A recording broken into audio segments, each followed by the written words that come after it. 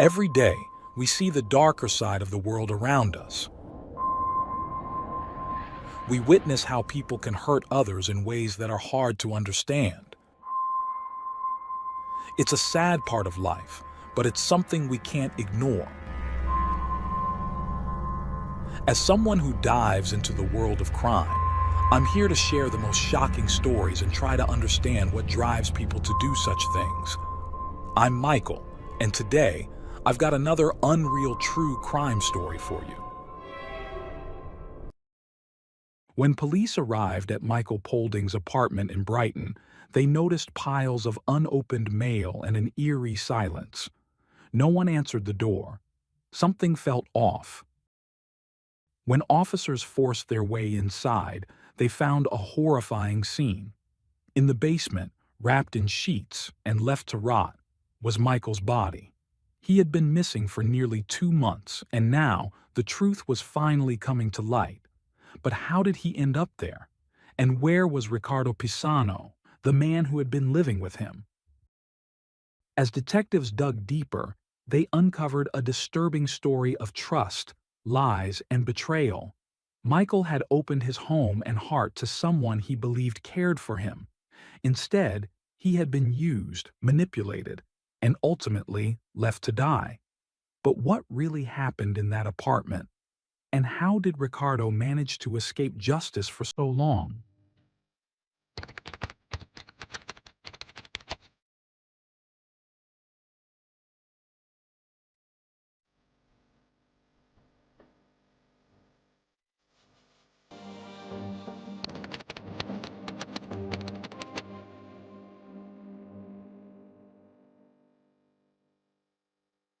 Riccardo Pisano was born in South Africa in 1977.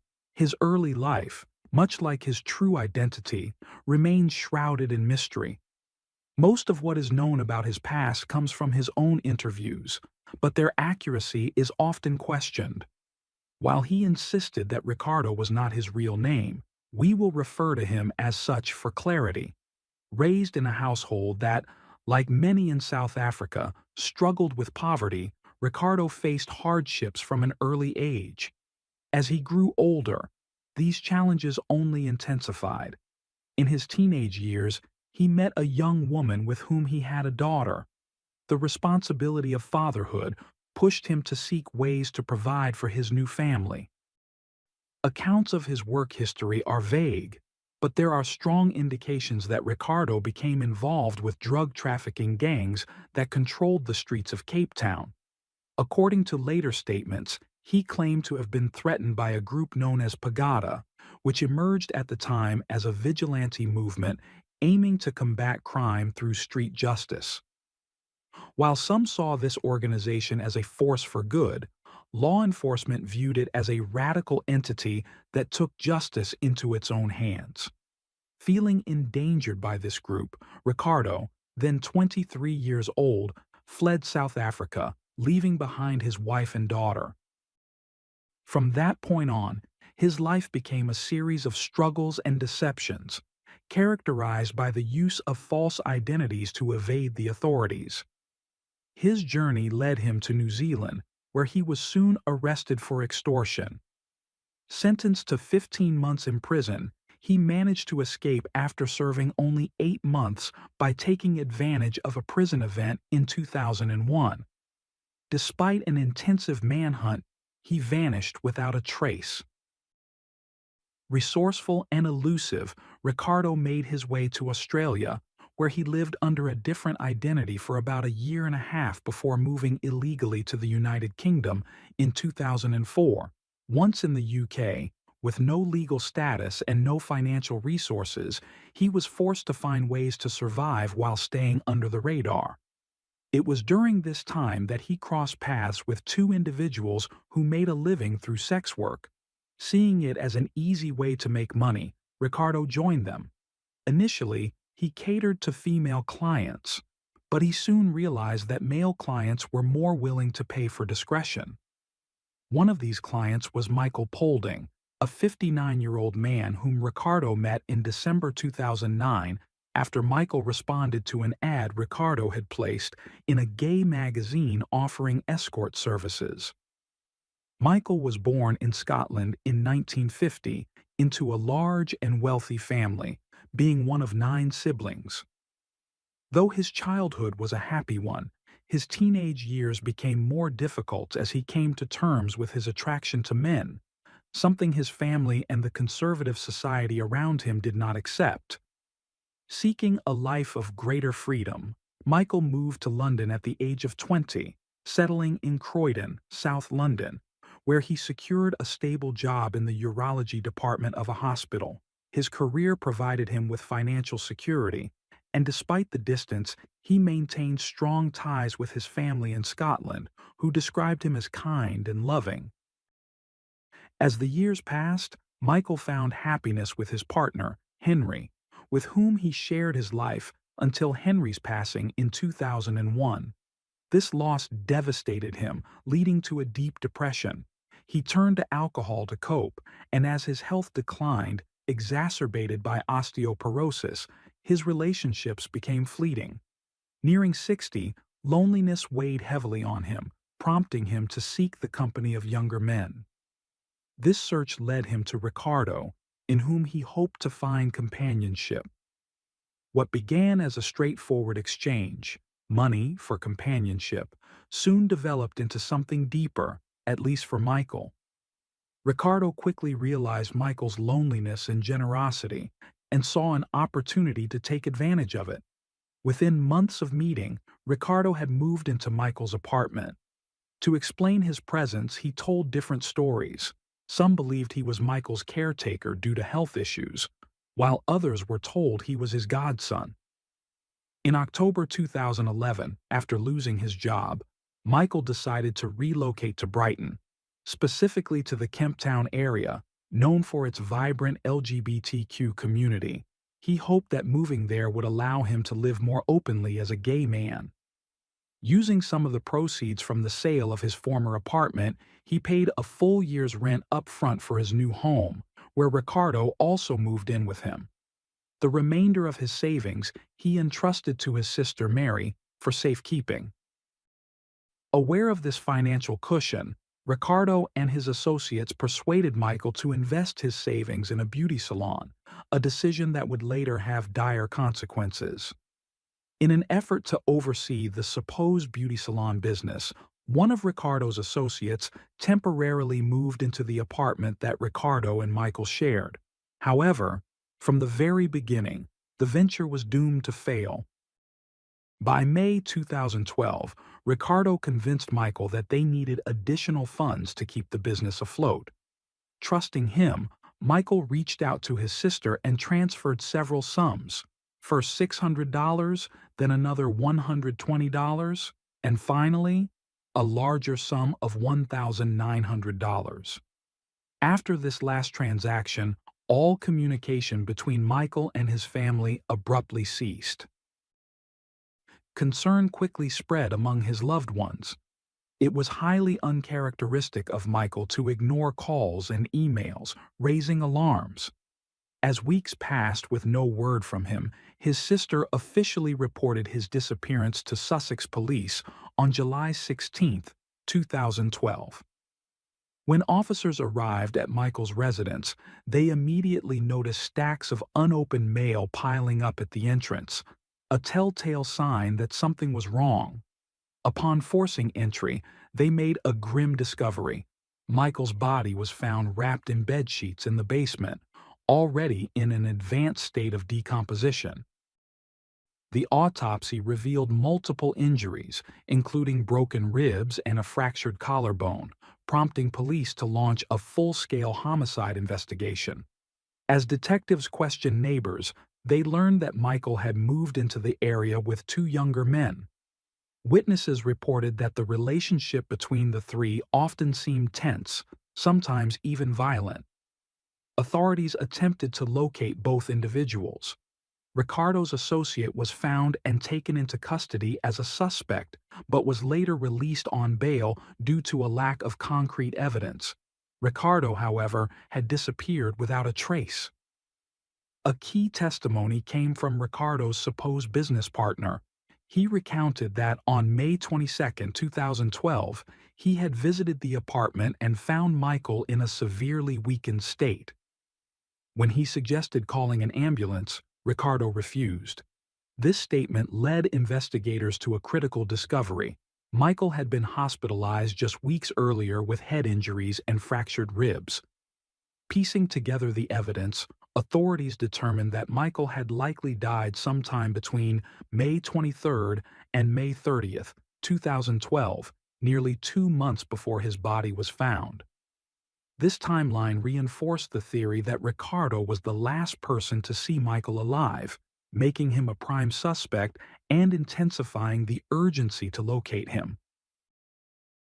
As the investigation deepened, police uncovered disturbing details about Ricardo's past. Though he had been close to Michael, their relationship was marked by manipulation, control, and escalating violence. To build a case against him, detectives compiled a psychological and behavioral profile, highlighting his history of financial exploitation and the turbulent nature of his involvement with Michael.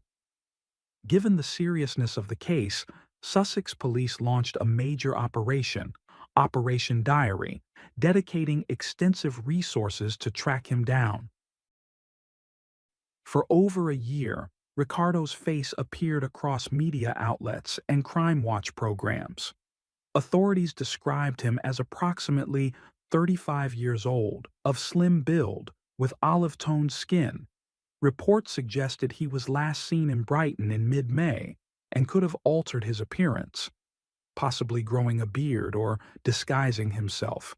He was known for his South African accent and history of using false identities. As the case gained international attention, the search extended beyond the UK. Given his past ties to South Africa and New Zealand, multiple law enforcement agencies collaborated to locate him. Media outlets gave him various nicknames, while a South African newspaper dubbed him the cunning escapist. London tabloids branded him New Zealand's most wanted, as he was the only one of 55 fugitives in Waikato who had evaded capture in over a decade. To encourage public assistance, authorities offered a $6,000 reward for information leading to his arrest. Leads began trickling in. A crucial piece of evidence emerged from surveillance footage recorded in July 2012, showing Ricardo in a Southampton shopping center. This confirmed that he had not left the UK and was still actively evading authorities. Despite these clues, he remained elusive. The urgency to capture him intensified in April 2013 when forensic experts released the final autopsy results. The medical examiner ruled Michael's death a homicide, confirming that blunt force trauma to the chest was the cause. With this revelation, Ricardo was officially named the prime suspect, prompting law enforcement to ramp up their efforts. The manhunt finally ended on May 9, 2013, when Ricardo was located and arrested following an altercation at a residence in Southampton. Despite his attempts to conceal his identity, authorities confirmed his true background and took him into custody. Following his arrest, Ricardo was transferred to Brighton, where Sussex's major crime unit began their interrogations, determined to unravel the full story behind Michael's tragic death. Despite the mounting evidence against him, Ricardo maintained that he was not in the city at the time of the crime. In an emotional statement, Michael's family expressed both their anguish and relief, while knowing that the person believed to be responsible was behind bars provided some closure. They struggled to understand what had truly led to Michael's tragic end. Now, investigators turned their focus to uncovering the motive behind the crime. As detectives delved deeper, they confirmed that Ricardo and Michael's relationship had evolved into a toxic dynamic riddled with manipulation and abuse. From the start, Ricardo had relied entirely on Michael for financial support, claiming he had no job or income. Under the guise of being a caregiver, he gradually drained Michael's savings, taking advantage of his generosity. Along with two associates, Ricardo convinced Michael to invest nearly all his money into a business that failed almost immediately. With his bank account nearly empty, financial strain may have been the breaking point. Witnesses recalled seeing Michael in distress during the time frame in which his death was believed to have occurred. This discovery raised significant concerns. It suggested that Ricardo had intentionally denied Michael the care he needed, possibly sealing his fate. Further investigation uncovered a crucial contradiction in Ricardo's alibi. Phone records proved he had, in fact, been in Brighton at the time of Michael's death, despite his earlier claims. Additionally, police found messages he had sent shortly after Michael's body was discovered, in which he feigned concern over his absence. This appeared to be an attempt to establish an alibi and divert suspicion away from himself. With mounting evidence, Ricardo was officially charged with murder and grievous bodily harm. His trial began in September 2013. During the trial, prosecutors painted Ricardo as a master manipulator, a man who had built his life on deception, using false identities to evade justice. They argued that Michael, a vulnerable and trusting individual, had fallen victim to Ricardo's calculated schemes. The prosecution maintained that once Michael's financial resources were depleted, Ricardo saw no further use for him and callously ended his life, leaving his body to decay for weeks. The jury was also presented with evidence of Ricardo's actions after the crime. Following Michael's death, he had sent text messages in an apparent effort to create a false narrative, pretending to be concerned about his well-being. The prosecution asserted that this was a deliberate ploy to cover his tracks, motivated by his fear of being exposed, not just for the crime, but also due to his illegal immigration status. When it was Ricardo's turn to testify, he attempted to steer the focus elsewhere. He spoke at length about his past, detailing his reasons for fleeing South Africa and claiming that returning would put his life at risk. Though he reiterated that Ricardo was not his real name, he once again refused to disclose his true identity. Regarding Michael, Ricardo portrayed himself as a devoted companion who had shared an emotional bond with the older man. He claimed that Michael had been aware of his troubled past, even offering to marry him so that he could remain in the UK legally. He also insisted that Michael had financially supported him not out of manipulation, but out of genuine care, even providing money for him to send to his family abroad. When addressing the circumstances of Michael's death, Ricardo put forth an entirely different version of events.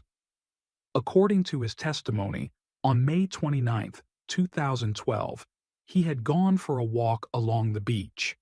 Upon returning home, he claimed to have found Michael hanging from the staircase railing. In an emotional recounting, he described the moment as devastating, insisting that he had desperately tried to revive him but found no pulse. He explained that he had covered Michael's body with a towel and later wrapped him in a blanket, but, fearing the consequences of contacting the authorities due to his immigration status, he chose not to report the death. Ricardo admitted feeling guilty for not arranging a proper burial, but insisted that he had not caused Michael's death. Michael's family, however, rejected Ricardo's claims, stating that he had never exhibited any signs of suicidal thoughts or mental distress. The prosecution also dismantled Ricardo's version of events, citing forensic evidence that ruled out suicide. The autopsy report had confirmed that Michael died from blunt force trauma to the chest, not from asphyxiation. The jury deliberated on December 9, 2013, weighing Ricardo's role in the crime. After several hours of discussion, they reached a verdict. Ricardo Pisano, now 37 years old, was found not guilty of murder, but was convicted of manslaughter, grievous bodily harm, and preventing a lawful burial. 1 week later, on December 16, 2013, the court sentenced Ricardo to 18 and a half years in prison. In his final remarks, the judge emphasized the disturbing nature of Ricardo's actions, describing Michael as a victim of sustained manipulation, financial exploitation, and ultimately, violence. He condemned Ricardo's callous treatment of the man who had supported him, stating that leaving Michael's body to decay only added to the cruelty of his crime. The lead prosecutor in the case fully supported the sentence, echoing the judge's condemnation of Ricardo's actions. He emphasized that what made the crime particularly heinous was not just the financial and emotional exploitation of Michael, but the utter disregard Ricardo showed for him in death, leaving his body to decay in his own home, abandoned and forgotten. For Michael's sister, Mary, the verdict brought a sense of justice, but it could never be enough to compensate for the horror of what had happened. She described Ricardo as a despicable and ruthless individual, incapable of remorse. Though relieved that he would spend years behind bars, she and her husband Sam felt a deep responsibility to speak out. They decided to share their experience publicly, hoping that their story might prevent others from falling into similar situations. Their message became a call to action, urging those in abusive relationships to seek help before it was too late. Mary stressed that no one should suffer in silence and encouraged people to reach out to their loved ones for support. She firmly believed that open conversations about abuse, no matter the age, gender, or circumstances of the victim, were crucial for both protection and healing. If their testimony could help even one person escape a dangerous situation, she said, then sharing their pain would have been worth it. This case shed light on the complexities of relationships where power imbalances and emotional dependence can create a dangerous dynamic. While Michael and Ricardo's relationship may have initially appeared consensual, the evidence showed how Ricardo systematically manipulated him, taking advantage of his loneliness and financial security. Michael's murder was an extreme but tragically predictable outcome of unchecked abuse, where greed and control ultimately led to a devastating loss of life. The investigation also confirmed that Michael had endured prior physical mistreatment, red flags that, in hindsight, should have been recognized and acted upon. His death underscored the urgent need for greater awareness and intervention in situations where vulnerable individuals, particularly the elderly, are at risk of exploitation. Losing his long-term partner and struggling with health issues had left Michael increasingly isolated, making him an easy target for someone like Ricardo, an opportunist with no regard for the well-being of others. Only through awareness, education, and proactive measures can similar tragedies be prevented. Michael's family hopes that by sharing his story, they can help spark conversations and inspire real change, ensuring that no one else falls victim to the same kind of betrayal and cruelty.